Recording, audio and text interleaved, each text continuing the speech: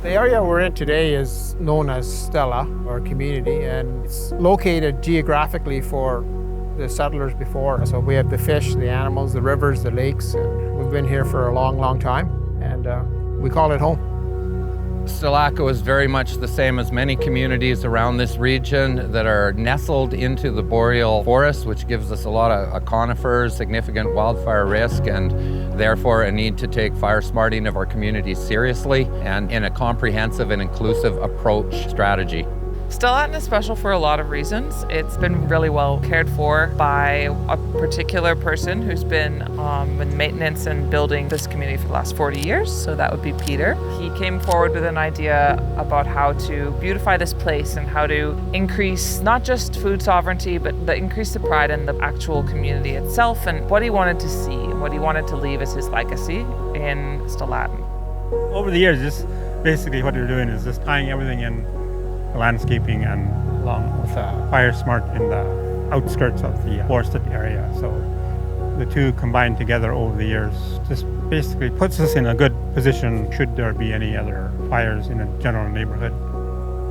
The work we've done here over the last couple years in the FireSmart program has been to accentuate the work that Peter Luggi has done over the last 30 years. We have done what we call the 0 to 30 meter program through the Finesse Indigenous Services Canada. We mitigated fuels from 0 to 30 meters around all the houses within our wildland urban interface.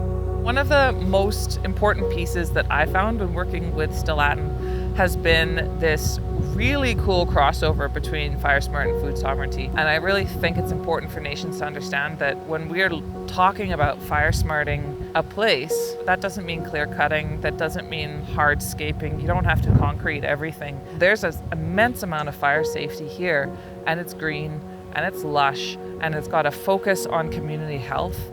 Community garden, I think we're on our 14th year now. Many years ago, I wanted to secure that whole corner for a garden. It just works out really good as a teamwork, and that's the end result that you see in the garden. So it's basically food security for the whole community.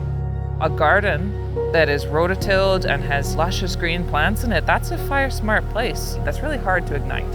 So when we start talking about the choice in planting trees or in having trees or shrubs in certain spaces. So if we're looking for food sovereignty, we can start moving FireSmart plants into spaces, achieve two objectives at one go.